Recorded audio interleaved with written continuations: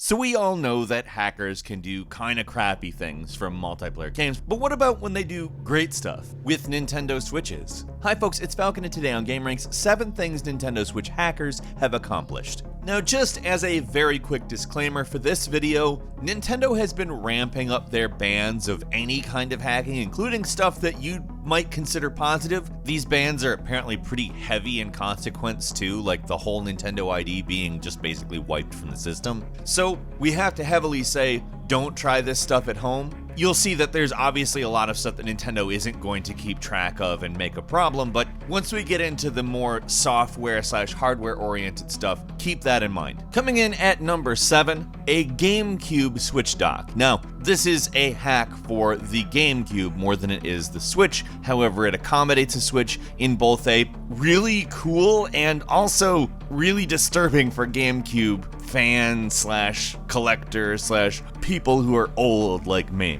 And I mean, it's also technically a hack for Switch because it uses Switch stuff in a GameCube. Let me explain. So, the Switch dock is not a bad thing by any means, but it's pretty plain. It's just a black rectangle that you can put a Switch into. A YouTuber by the name of Doris and Hugo thought, I think I could do better than that. Like, what if you could dock it in a GameCube?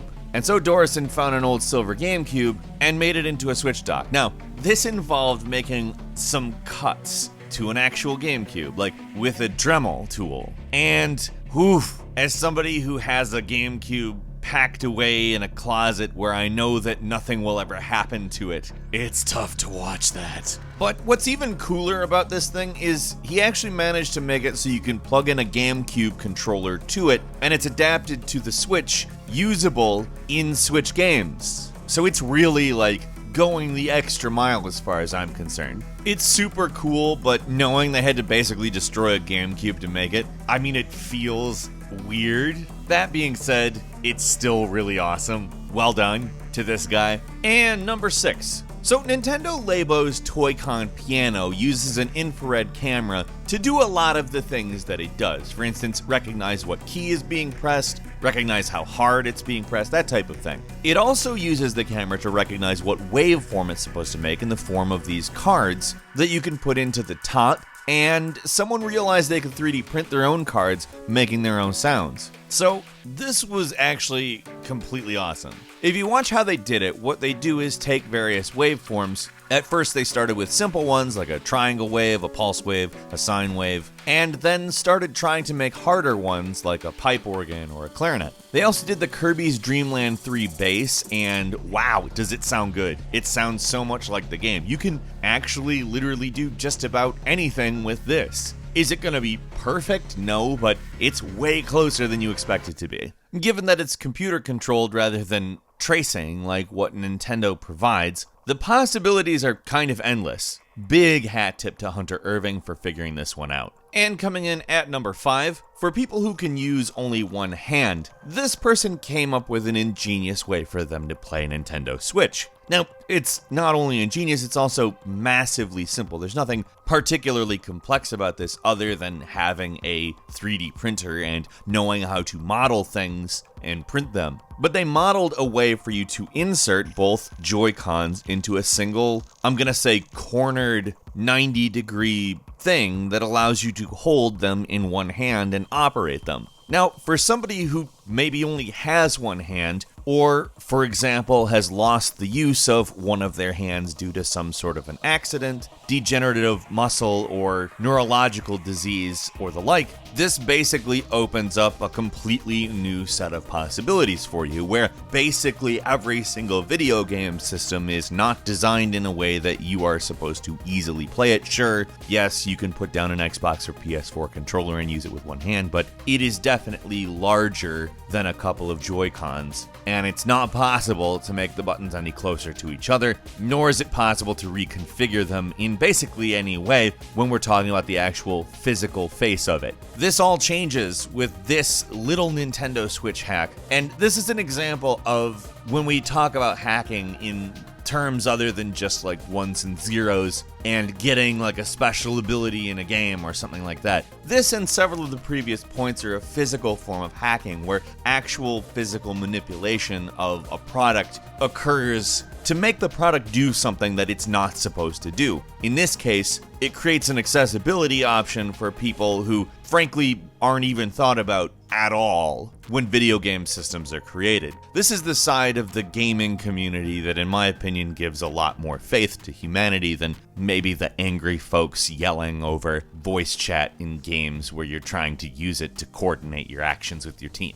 Number 4, more of a traditional software/hardware hack. There's been hacks that allow you to run Linux on the Switch thanks to a security exploit, and obviously that means people are going to be trying to run emulators on it. Now, it's easy to run like a Super Nintendo emulator. It's not in requirement of much from the Switch. But an Xbox emulator, which by the way, low-level emulation of the Xbox is actually fairly difficult, and it's also the kind of emulation that you have to do in order to, do little modifications and hacks to Xbox stuff, the homebrew community and all that. Now, somebody managed to compile an Xbox emulator that works with the Switch, but does not work with the Joy-Con, so you have to use a PS4 controller, which is really funny. You're literally using a PS4 controller to play Xbox games on a Switch, but it also runs super slow. Voxel9, the person who actually did this, ran his footage at about 4 times speed just so that it would look, like a game instead of like a slideshow. And it's interesting because they showed Jet Set Radio Future on a Nintendo Switch, and it's like, wow, it'd be nice if that would just happen. That game hasn't been out on anything other than the Xbox. Coming in at number 3, you know how I said they've put Linux on the Switch and it is allowing a lot of other things to run? Well, here's some of the fruit of that labor. Retroarch, a basically big pack of emulators, meaning you could play whatever you want on the Nintendo Switch. Now, keeping in mind, just want to harken back to that disclaimer really quick. This kind of stuff, it could get your Nintendo account banned, so be careful, but it is so cool to see Legend of Zelda Ocarina of Time playing on Nintendo Switch. Coming in at number 2, developers have been porting Android to the Nintendo Switch. Now, obviously, if you've ported Linux to the Nintendo Switch, that means that you can port lots of stuff to the Nintendo Switch, but let's talk about exactly why the Android is most interesting. So the NVIDIA Shield is more or less an Android tablet running on top of NVIDIA's Tegra's system on chip, which is the same thing that powers the Nintendo Switch. I mean, not exactly the same thing, but pretty close. And let's be clear, the graphics that's capable of, they're impressive. But anyways, there's a lot of other things that this chip can be made to do, and porting Android to it seems like a logical thing to do. It also brings a slew of possibilities to the table that just aren't there without Android. Which brings us to number 1. So, like I said, Android has been ported to the Nintendo Switch over the last while, and the NVIDIA game streaming makes it possible to do a whole bunch of very interesting things, one of which is play Overwatch on the Nintendo Switch. I mean, in theory, game stream means any game, right? You could play any game that's on the PC on the Nintendo Switch if you had these specific things installed to your Nintendo Switch. However, again, be very careful if that's something that you decide you want to do. You can play literally anything on the Nintendo Switch. Anything that you can use NVIDIA's game stream with, which is awesome. On top of that, they got NVIDIA's GeForce Now, their streaming service, working on the Switch, so you could even do it without playing a game on PC. You could just play the game on the Switch through NVIDIA's thing. Again, don't get yourself banned from Nintendo Switch though. Like, buy a second Switch if you're gonna